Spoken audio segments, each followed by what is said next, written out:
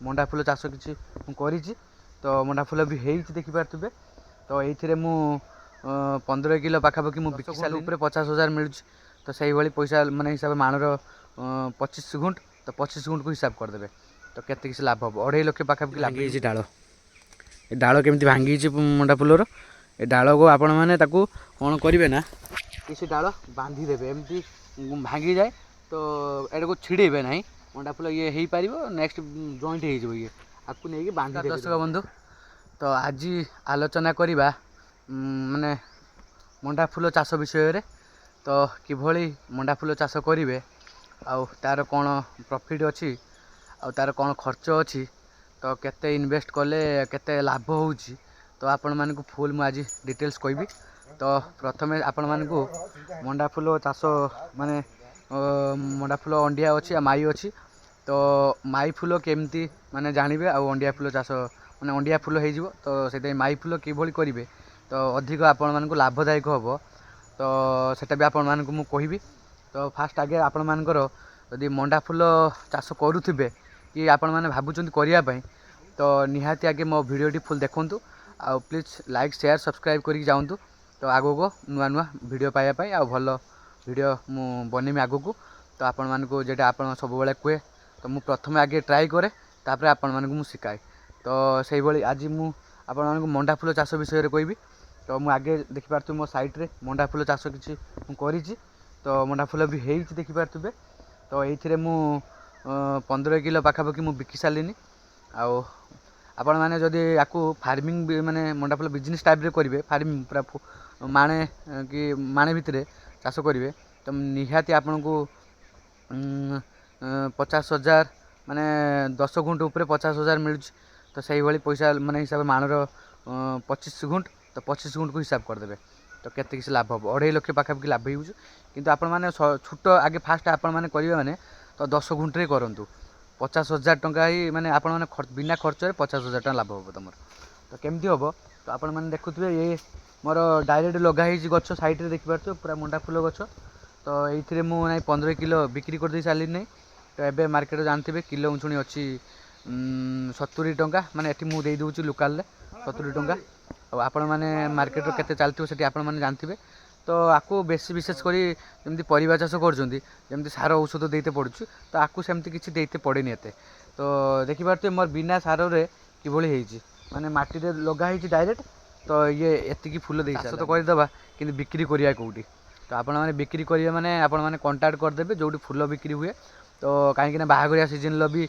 Full जो market सजुचंदी गाड़ी फाड़ी गाड़ी हो कि बर घर सजुचंदी तो ये भी लगुच मंडा फुल तो सेठी भी आपण मैंने कांटेक्ट करके जदि रखिए फी वर्ष से आसिक नहीं तो प्रथम चलते आपण मैंने देखा कि चाष कराई मोर केमती होती फुल देखूँ तो देखिपारे पूरा अंडिया फुल ही मोर फुटी आउ माई फुल किछटा अच्छी देखिपारे एठी किछटा माई फुल अच्छी ये सब माई फुल तो देखिपारे माई फुलटा आउ आपण मैंने जदि थरे अंडिया फुल चाष करेंगे तो किणी आनिबे मार्केट रू 100-200 कि 300-500 पुआ तो ताकू अंडिया फुल से देबे मार्केट देबे जो चाष माने बिक्री करछन मंडा फुल गछ तो तांको पाखरे मिल जिवो आराम से जेमती मु आपण मानको कहितली एठी मुटे लगेइछि तो देखि पारथुबे एटा हला अंडिया फुल माई फुल गछ एटा तो एमती छोट छोट आसीबो किणी ने पारिबे तो एमती छोट छोट किणी पारिबे किणी की ताकू गुटे वर्ष आपण माने माने खर्च कले तापर नेक्स्ट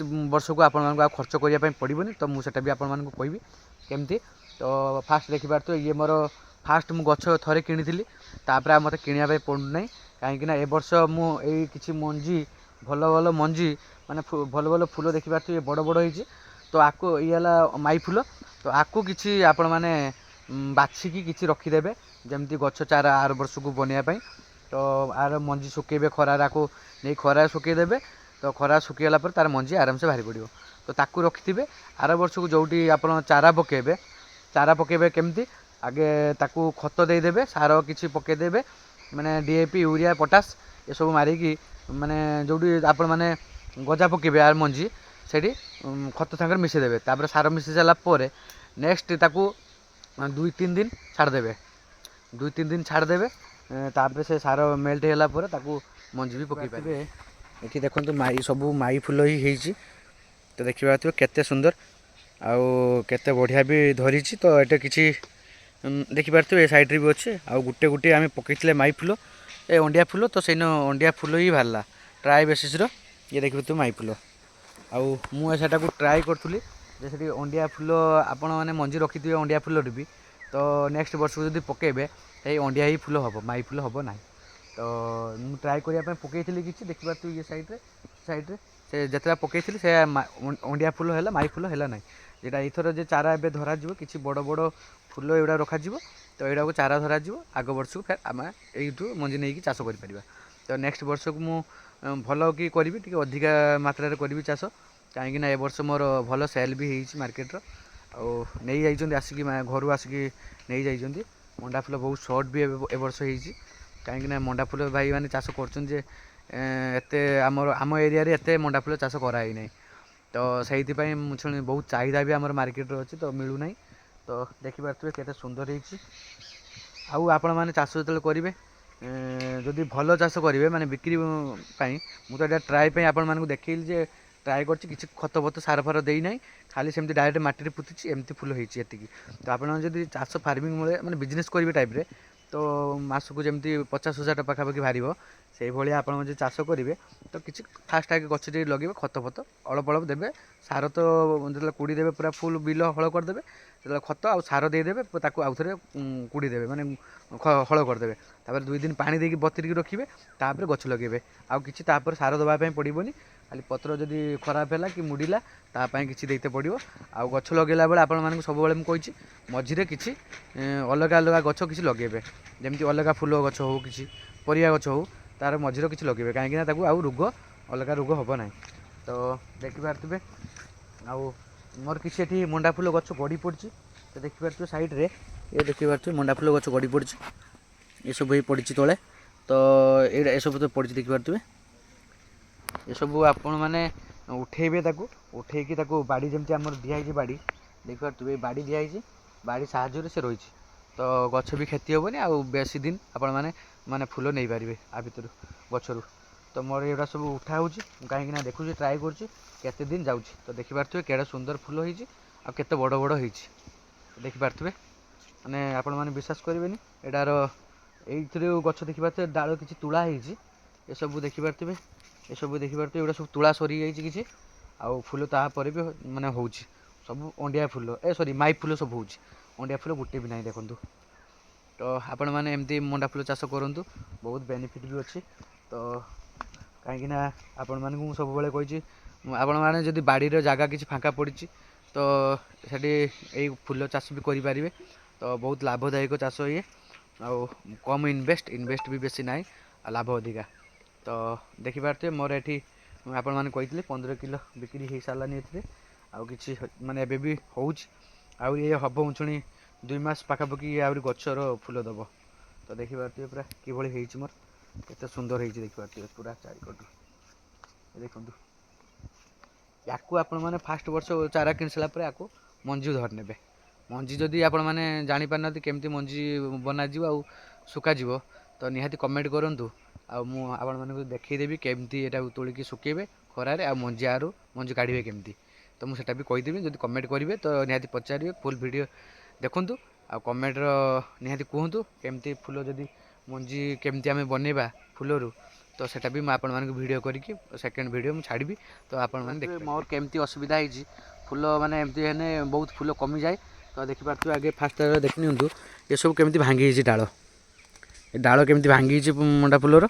ଏ ଡାଳକୁ ଆପଣମାନେ ତାକୁ କ'ଣ କରିବେ ନା, କିଛି ଡାଳ ବାନ୍ଧିଦେବେ, ଏମିତି ଭାଙ୍ଗିଯାଏ ତ ଏଟାକୁ ଛିଡ଼େଇବେ ନାହିଁ, ମଣ୍ଡା ଫୁଲ ଇଏ ହେଇପାରିବ, ନେକ୍ସଟ ଜଏଣ୍ଟ ହେଇଯିବ, ଆକୁ ନେଇକି ବାନ୍ଧିଦେବେ ଦଉଡ଼ିରେ ବାନ୍ଧିଦେଲେ ଆଉ ଏତେ ନଷ୍ଟ ହେବନି, ଆଉ ତାପରେ ନେକ୍ସଟ ଇଏ ବି ବଞ୍ଚିପାରିବ, ଆଉ ଫୁଲ ବି ନେକ୍ସଟ ଆଗ ମାନେ ଇଏ ଦେବ ଫୁଲ, କିଛି ଟେନସନ୍ ନାହିଁ।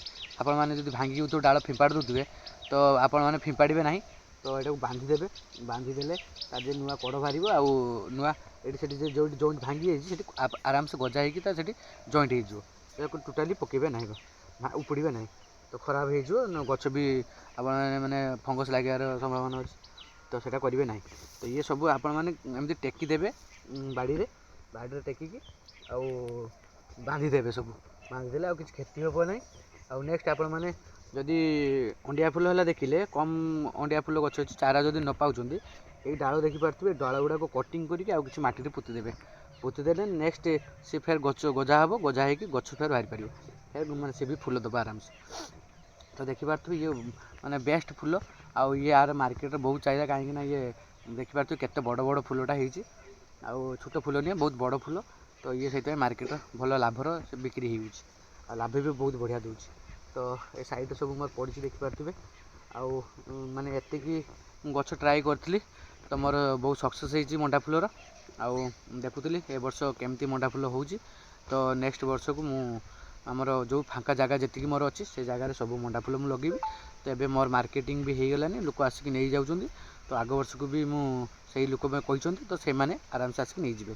ତ ଆପଣମାନେ ଯଦି ଆଉ କିଛି ଜାଣିବା ପାଇଁ ଚାହୁଁଛନ୍ତି ତ ମଣ୍ଡା ଫୁଲ ଚାଷ ବିଷୟରେ ତ ନିହାତି କମେଣ୍ଟ କରନ୍ତୁ।